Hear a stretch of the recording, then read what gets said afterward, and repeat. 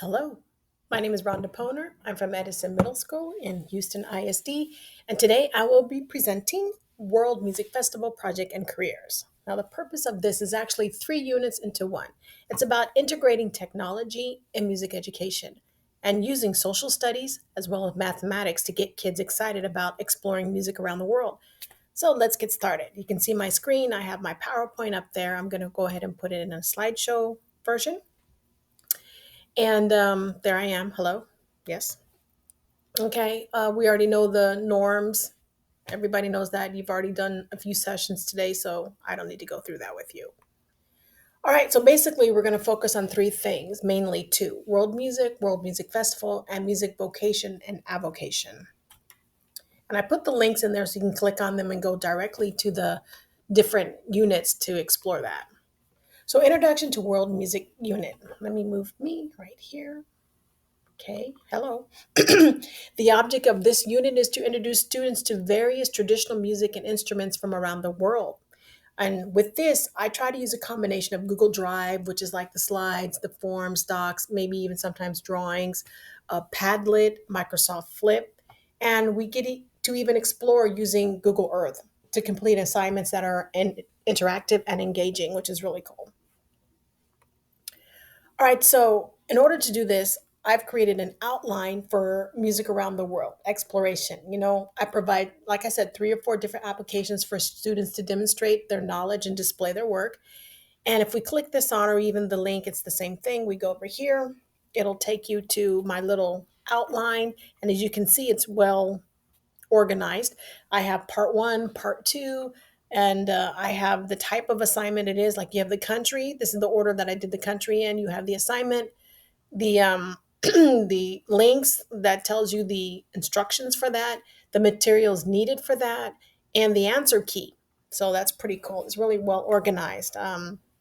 If we clicked on the full presentation, we can go to the full presentation and even check it out and see what that's doing. So here's my world music presentation. You can see, um, click on there, it even has the teaks in there, historical and cultural relevance, the objective, and then I have the parts one and part two. Okay. And the cool thing about this is when you have it in the slideshow mode, you click on there, you can go anywhere on here. I made it interactive. So if I even click the name Mexico, let's see what happens. It'll take me to Google Earth and I go to Mexico and we can kind of look at the land. We can go over to street level. We can look at all sorts of cool stuff, which is really neat. And the kids love that. There's lots of information here. It tells you, everything you need to know. Also gives you points of interest. And I kind of did on the scavenger hunt, I purposely put information that you can only find clicking on Google Earth or Wikipedia in the scavenger hunt that they have to figure out in an internet search activity to find this stuff. But it's really cool. So that's what that looks like. Um, you can click on this and find out more about that guitarron mexicano. So it takes you to Wikipedia and gives you quite a bit of information. Okay, click that away. Let's see, we can click on this group, this picture, and it tells you all about an all women's mariachi group, which is really neat. And they can kind of listen to that and maybe hear some music and whatnot. So that's cool. They can click on this that tells you about the rich history of music in Mexico and the different styles like ranchera, mariachi, and all this other stuff. It's really cool. Nice little read. Tells you the origins of Aztec culture, the Mayas, all that other stuff. It's really neat. So the kids get a lot of information. And the cool thing about this is that they can always go back and click on the links. They can click on this and see about the Aztecs. How does that contribute to the culture of Mexico? So there's a lot of social studies going on in there. Also, they can click on this map, and again, that'll take them to Google Earth as well. And the flag, we'll learn about the flag, the Mexico flag, what the colors mean, the history behind it, you know, yeah. So it's a lot of stuff for the kids to learn. And then they can also hear what a mariachi group sounds like. So they can click on the video and listen.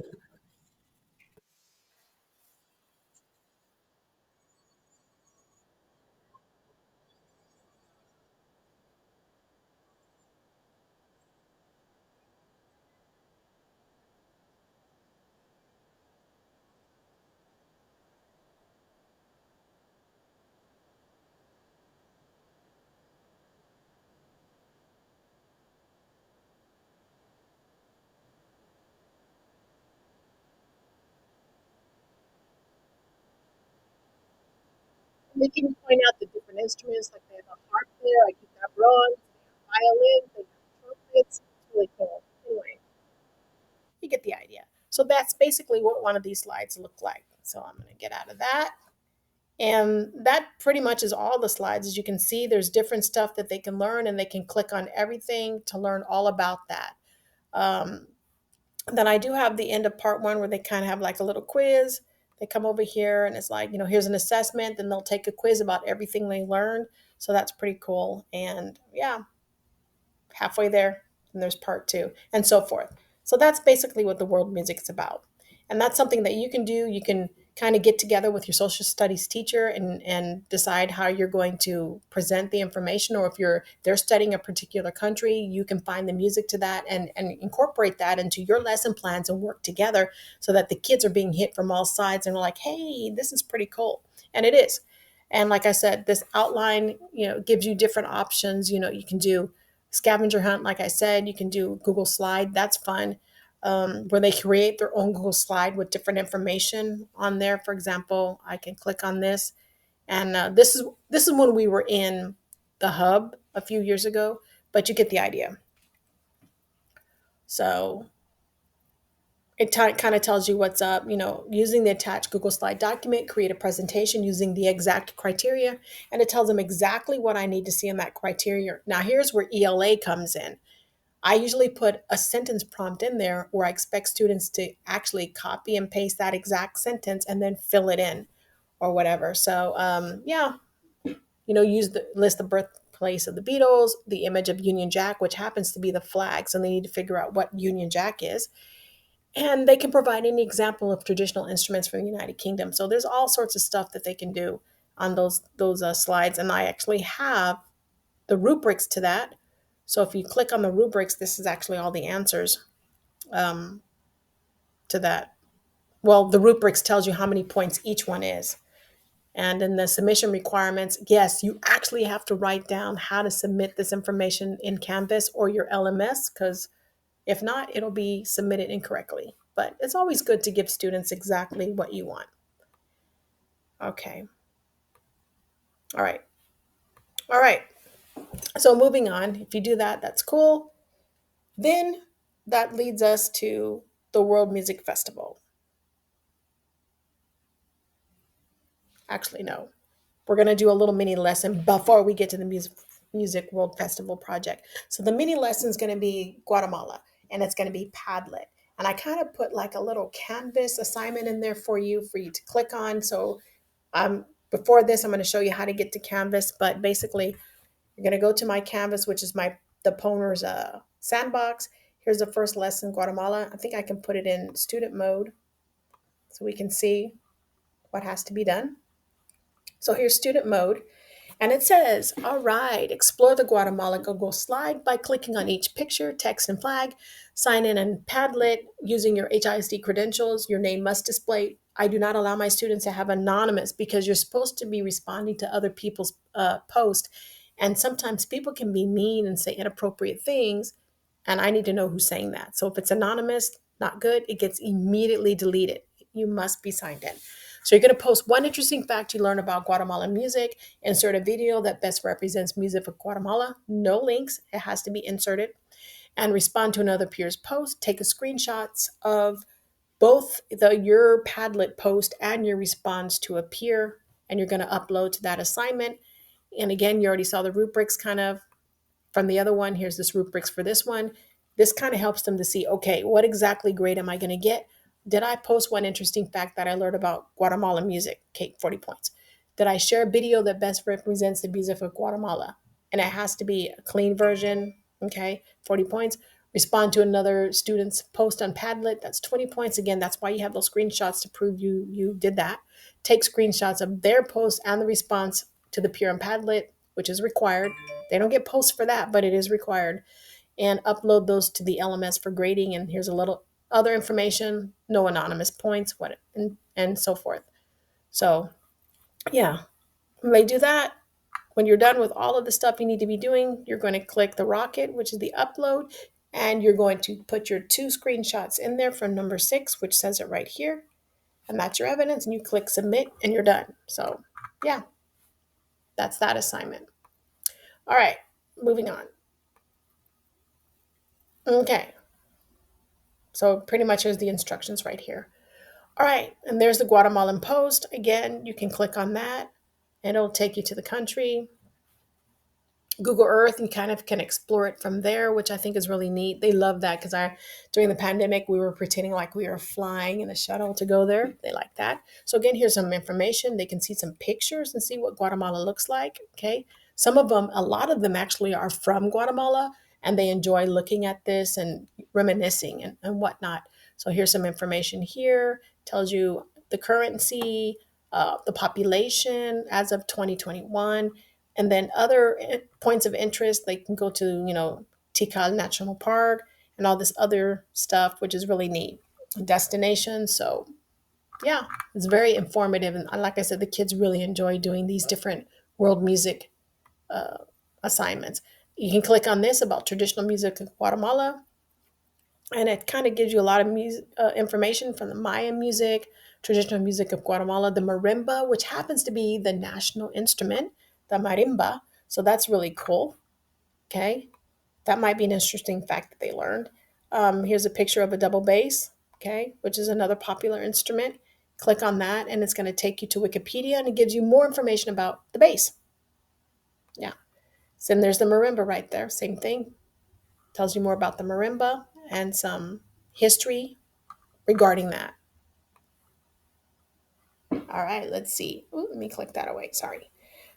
Then again, this map will take you to Google Map, like it did the other one from Mexico. And yeah, so we pretty much explored all that. The flag, you click on that, it'll tell you about what the colors mean, the history behind it, when it was created, who created it, and all that other stuff. So that's pretty cool. All right. So once we've done that, they get all excited about all the different countries in the world that we explored. So then we go to this part, the World Music Festival, which is pretty cool. On this one, the objective of this project is for students to gain authentic experience in planning a real trip to a music festival anywhere in the world via collaboration and creativity while staying within a set budget.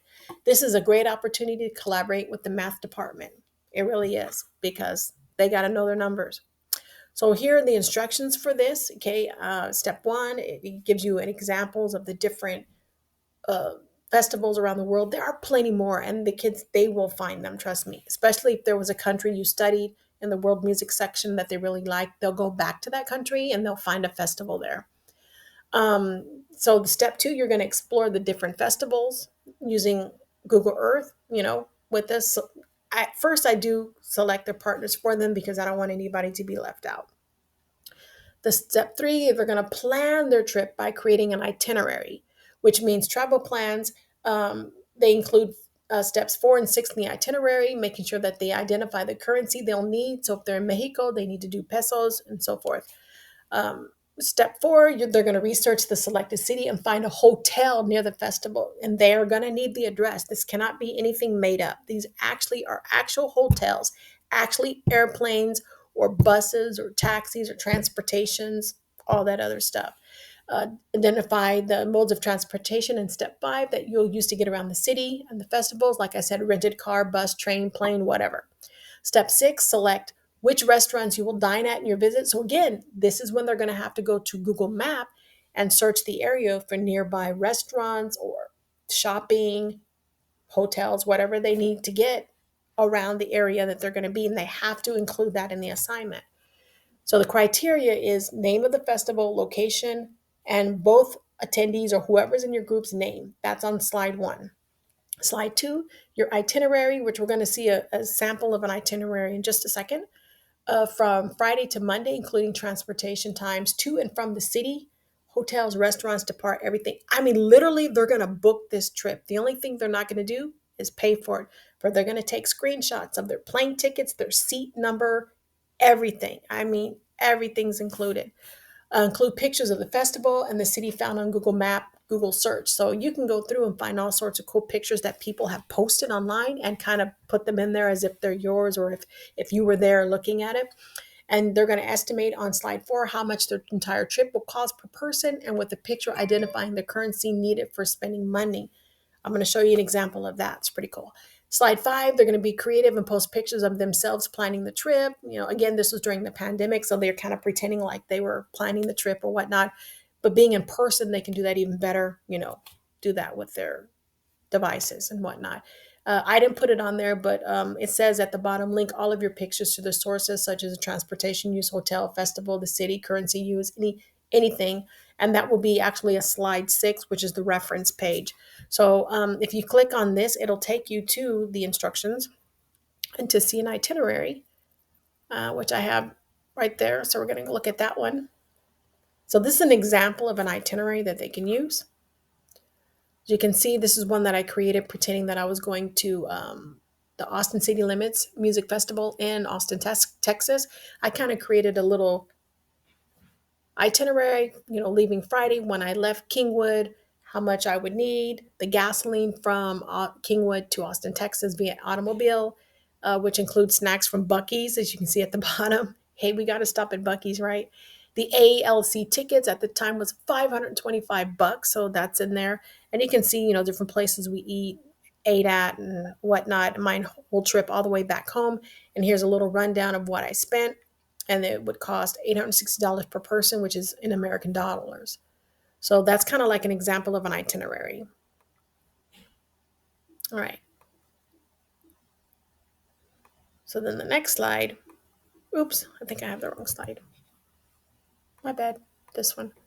So on the next slide, the rubrics. This can be set up any way you want. I kept it simple because the focus was getting students to work together and coming to a consensus on decision making, so that we didn't have one person making all the decisions and everyone just kind of following along. But here's pretty much a rubrics, a guide of grading. Again, it's real simple. It adds up to 100 points, getting all this stuff in. They're gonna turn in each one separate. So one day the assignment, festival exploration, they have to go and look at all the different festivals, decide on which one they're gonna do, and they're gonna turn that in. Where is this at? What's the name of the festival, the city, the country, whatever. That's 10 points right there. Then another day they're gonna have to do the accommodations. What are you staying in? Are you camping? Are you staying in a hotel? What's the deal? Transportation, how are you getting there? Is it by boat, plane, car, what? The meals, what are you eating? Where are you gonna eat? The group collaboration, was everybody participating in this adventure? And the financial ledger, which I'm going to show you soon, that's, yeah, you'll see that, and so forth. Okay, so here's the financial ledger, and you can see the festival entry ticket. There's always an entry ticket. That amount needs to be in there. The round trip transportation, whatever, however you get there, airline, bus, car rental, including the gas, that has to be calculated in that. So that means they're going to need to know how much is gas per gallon today or on that day, or at least the time frame. Accommodations, hotel, camping site, hotel, other parking fees, all of that has to be included. Transportation within the city. Okay, once you get to the city, how are you getting around? Are you walking? Is it a taxi? Are you doing those little ride things, those little scooters, shuttle, car rental? Calculate all of that, put it in there per person. Food, meals, snacks, groceries. Okay, you've got a budget for that. And souvenirs. Are you going to go shopping? Are you bringing home something? What are you planning on buying? You have to leave a little room for that. Then they're going to add up all of the columns and put it there. Their budget is only $2,000. Yeah. So if their price is over 2,000, they need to put it. They're going to, lose some points there. So you'll see. It says note, if you went over budget, indicate the amount with the negative sign before the dollar sign. If you were under budget, indicate the amount with the positive sign before the dollar sign. Financial grading, for every dollar spent over $2,000, 1/2 point will be deducted from their final grade. So yikes, they've got to be really smart about how they're getting there, where they're staying, and being within budget. So that's really a good thing. Brainstorm. What next? I recommend having students brainstorm one topic at a time per day in order to give them ample time to research the information in that category, and use the festival brainstorm document to jot down ideas and make selections. Again, each category is worth 10 points or 10% towards the final grade in the rubrics. Here's this document. It's very simple. So on one day, let's say you start this on a Monday, music festivals that interest us, they kind of put that on there. All right. And then places that they're going to stay. Okay, see that? Transportation. They're putting all of their ideas in these little boxes. And of course, the boxes grow as they type more stuff in there. But at least it's getting them organized and putting all the information that they came up with and made decisions together in one place. So it's easy to put their stuff together. All right. All right. And yeah, then I provided a planning guide so students are aware of the due dates, expectations, and ideas. By breaking down the project into smaller sections, that gives them a sense of accomplishment. So, like I said, we choose a festival one day because they're going to take a lot of time to explore everywhere where they want to go. And it helps doing the World Music Project before that because then they kind of see the music that's there and they're like, ooh, and they want to search that country if there's a festival there. That was really cool. But anyway, there's the planning guide. As you can see, it says, at the time I did this in 2020, in the middle of the pandemic.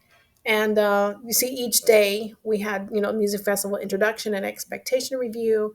Then they done that Monday. They explored, which festival they wanted to do on Tuesday, the accommodations, Wednesday, transportation, and so forth, and they put their slides together, and then there was presentations as well. So here's the norms and expectations, the planning ideas, that gives them information. Again, you can click on this and it'll give you the actual document that you can print out. So there it is right there. Okay. This is only select music festivals that offer ticketing event prices online as well as souvenirs and merchandise prices because you have to stay within that budget. And it really shows them a lot because they're like, some of them had to redo where they wanted to go because they were way over budget or they had to find different accommodations and whatnot. So, working space, provide the students with a set of Google Slides that contains the required information needed on each slide. This is especially important for younger students to use as a guide or checklist. So, if you click that on, um, this is the actual slide. And here's all the information that they're going to need to know. Here's the 6 slides. Okay. They're going to type the festival name and everybody in their group. Of course, delete everything in red before you start. Yeah. Here's their itinerary. It looks a little different than the one I showed you, but it gets the work done. And yeah, delete everything in red before you start. Uh, Type the name of your festival again. Insert 4 or 5 festival pictures and one video. Yes, you can find videos online everywhere from YouTube, anywhere about the festival that you've chosen. So it gives them some information on what to do. And again, delete everything in red. Here's that financial ledger. It looks a little fuzzy because it's a picture, but what I did was I added text box in there so they can actually type in the number or the money. So yeah. So when you do the slideshow on this one, well, they would be able to text in they would be able to type in the thing. And then my sources cite all of their images, videos, and pertinent information that they use in the presentation that was originally created by someone else on the internet. They can include, nothing, we don't need to do APA style. I mean, come on, they're middle school kids. So include name of person, company, title of the page, and the URL. Simple. It doesn't have to be, from this date, blah, blah, blah. Just keep it simple. Name of the person or company, title of their page, if applicable, and the URL. So basically, yeah. So that's what that is. So that's the actual presentation that they're going to use. I'm going to keep that up there because I'm going to come back to that in a sec. All right. So drop a reminder. Kids are kids, and once they get on the project, they need reminders to stay on track. Oh boy, don't we know that, to create a professional looking presentation. So some of the reminders include titles, names, and places are all capitalized. They will put everything in small letters. Use correct titles for names, use correct addresses. So when you're checking for that, the airport that they're going to or the hotel, it better be a real legitimate place with the real address and phone number. All team members should have the same information on their assignments that they submit. Okay. Each person, well, if you're doing this online, each person would share their screen and help each other, to correctly do the work. They need to ask their teams for questions if they're lost, and every member has to contribute and cite all your sources. But anyway, okay. So here's, the little example of the itinerary. Here's some pages of the that I was telling you about where you can put pictures and videos. I kind of put them up there so you can see that. I'll make it bigger. So it's just an example. All right, so you've got some videos there, you've got some pictures, some other videos. There's me pretending to plan the trip. This again was during the pandemic, so I made it look like I was actually planning that. But yeah, and the kids did a really, really good job about this. They were pretty creative. Here's another one. These are mine, but I'm going to show you some examples of what they did. So there's some more. Looks pretty neat, right? I almost felt like I was there. It was really cool. So here's some examples of this. Here's some students that did Coachella. I'll go ahead and do the slideshow for that.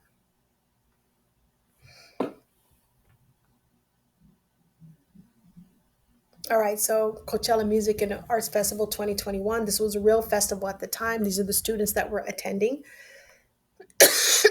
Here's their itinerary that they created. Not bad. Here's their video or pictures and videos of them there, pretending that they were there. And then the video plays some music.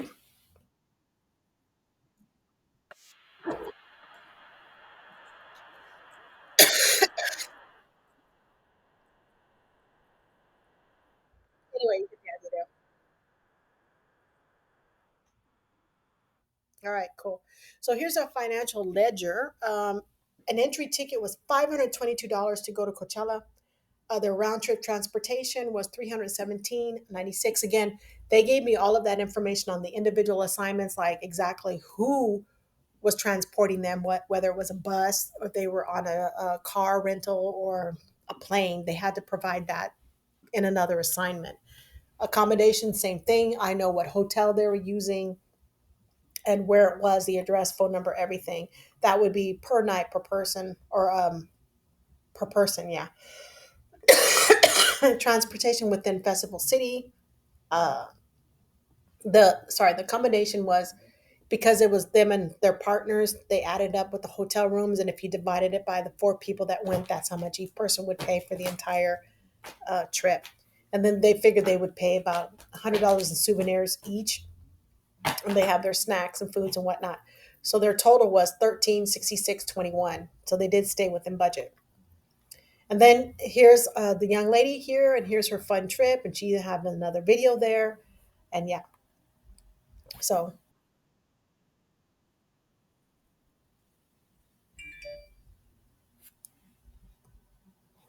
all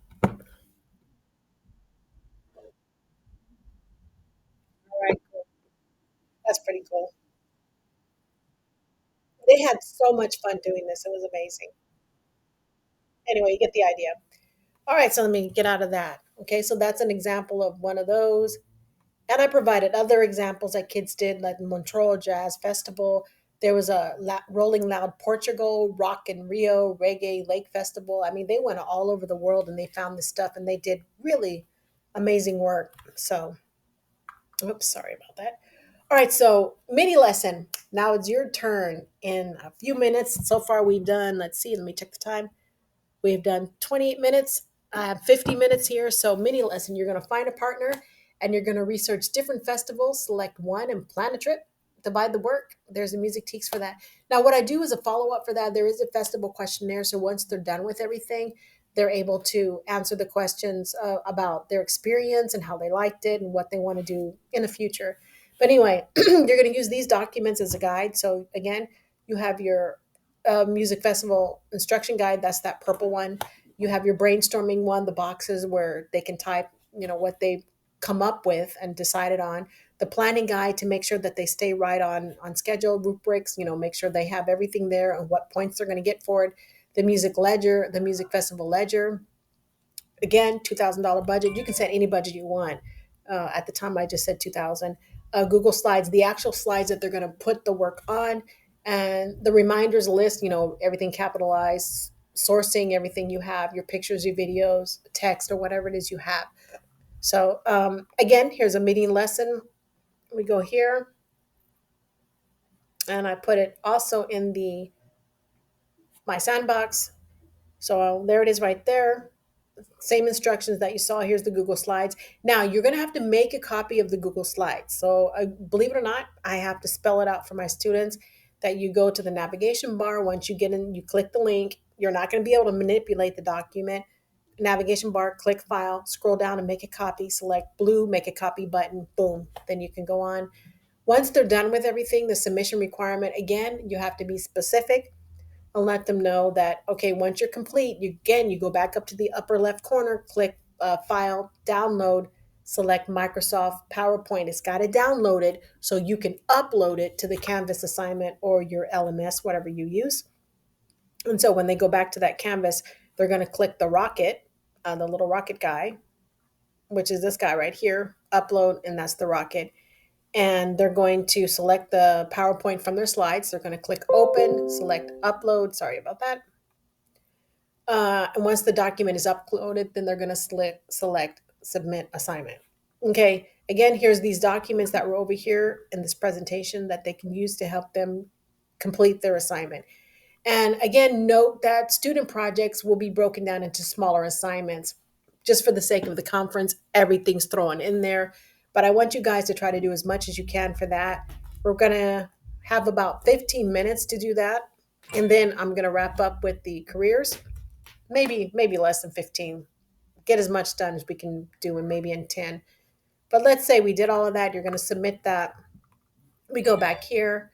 And that leads us, after we did the festivals, the kids are really excited about that. And they wanted to know, well, who are these people that work these festivals? Well, perfect. So now the objective of this is a post follow-up activity, which is the touring musician careers. So who works the festivals? They get to see behind the scenes and they get to kind of look at some of the interviews with the series that I've done, and actually interviewing local musicians on how that was their vocation, which is their main career, or how it became their avocation, which was something they do on the side.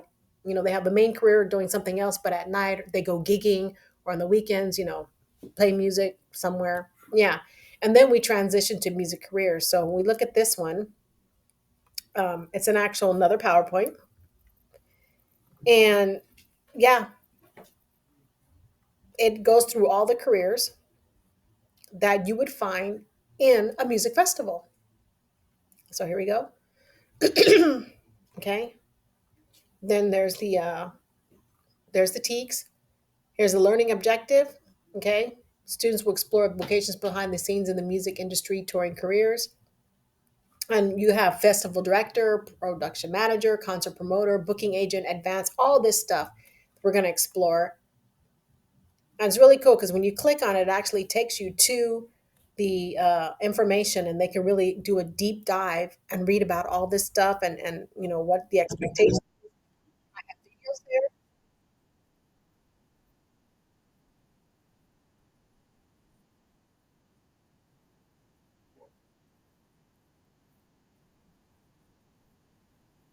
It's really cool. So that's pretty cool. They get to learn behind the scenes about that. And again, here's a production manager, and all of these are the same thing. Okay, so they and I do a lot of scavenger hunt on those because it's easy for kids to find information and look it up and whatnot. But that's what that one is. That's the touring musician. Okay, and then the music careers is regular careers like what I have, which is a teacher or something else. So let's look at that. And believe it or not, people don't realize just how many different careers there are in music. It's really a lot. All right. So, again, we're going to explore the different careers in music and hobbies in music. And what is vocation versus avocation? They need to know the difference. Okay. Look at all of these. All right.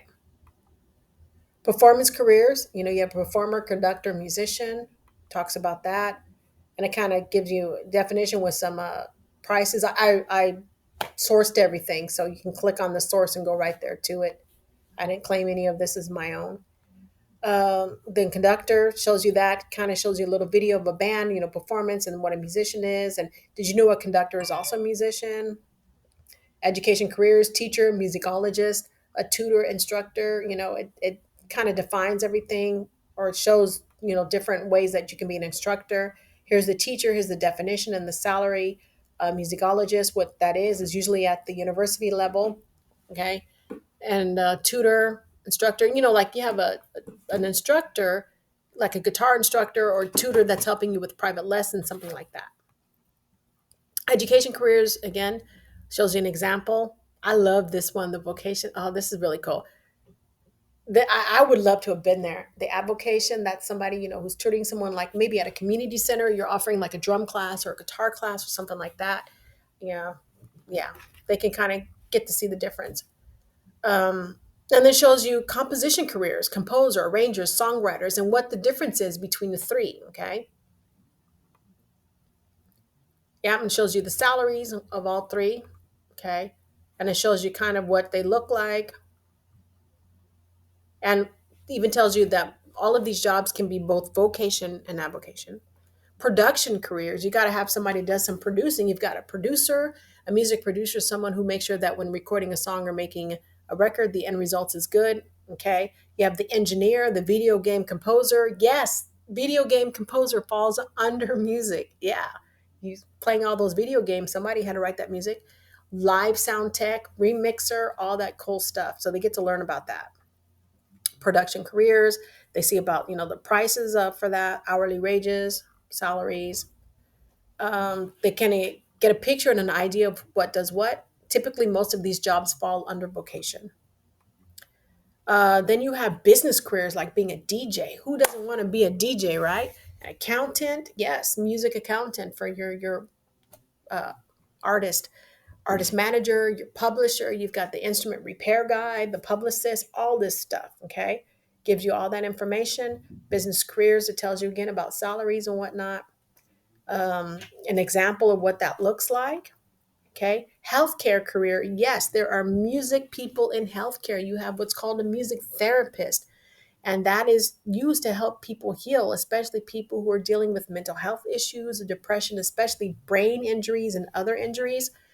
Music is healing. Okay.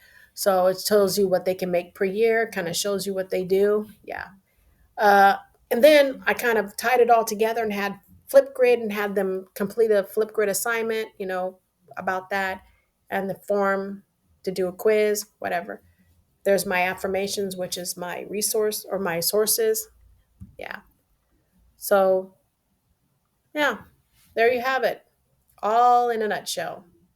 And that's how 3 units that I have rolled into one. Uh, the kids got really excited. Now, I did show them updated salaries at the time, which is now a couple of years old. So you can see, what I found amazing is a festival director went down from 151,000 and dropped almost 100,000 to 54. Wow. And then a roadie, which was only 34,000 at the time, jumped up to 52. So, they can kind of see, because the prices was set then, and now I kind of try to update it as close as possible. But yeah, and again, this is the information I got it from. Now, mini project ideas, live interview of a musician. Hey, as a follow up, this is what I think you should do. Have students create videos or podcasts of themselves interviewing a local musician. I did that. Kids loved it. Bring in a local musician to the classroom and have students interview them like a talk show host. That's really cool. So that's a good idea. Here's some of the questions that I used. All right. What is your name? What instrument do you play? When did you learn how to play that instrument? Why did you choose that particular instrument? And so forth.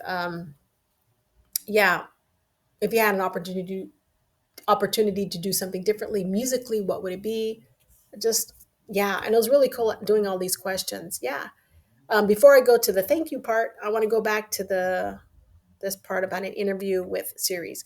I have a playlist where the students got to see all of the people that I interviewed, and it was just amazing. I mean, I'm just going to show you a little bit of this.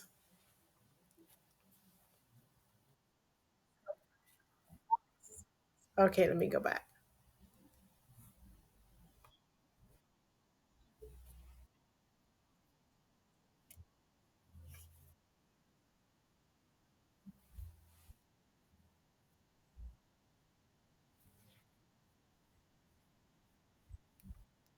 Technology issues during the pandemic.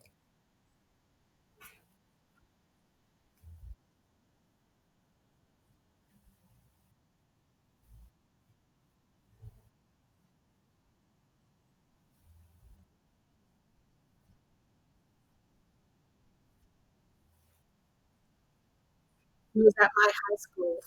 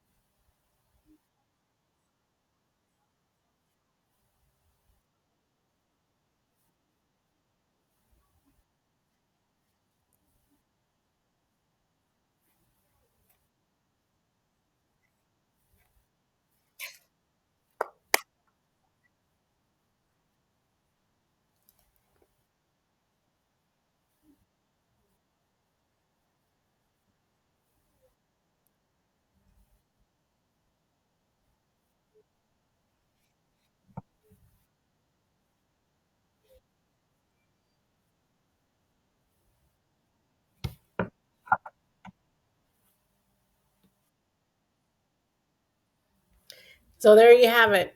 All right, cool. And again, there's quite a few of those there that the students can look at and see. They really enjoyed that. So thank you for your attendance today. I hope you find an idea that you can use with your students. There's my information. Again, I'm from Edison Middle School, and there's my phone number, my extension, and my Twitter handler number or whatever. Resources, all of those are units that I created. I created about 12 units during the pandemic to help other music teachers in the district and throughout the country. Anybody who contacted me, I sent them the link and they were free to use my work. I was just more interested in helping others so that we can spread music and students can continue learning music while being locked at home during the pandemic. But it can be used in person, it can be used as a supplement in any music class, perfect for general music classes and for music appreciation classes. And honestly, the world music uh, units, that alone, part one and two, can take on really almost an entire semester. And then the festivals, so just those three units alone is almost the entire school year, to be honest. But yeah, if you have any questions, please contact me. Let me know. Thank you very much, and I appreciate you being here today.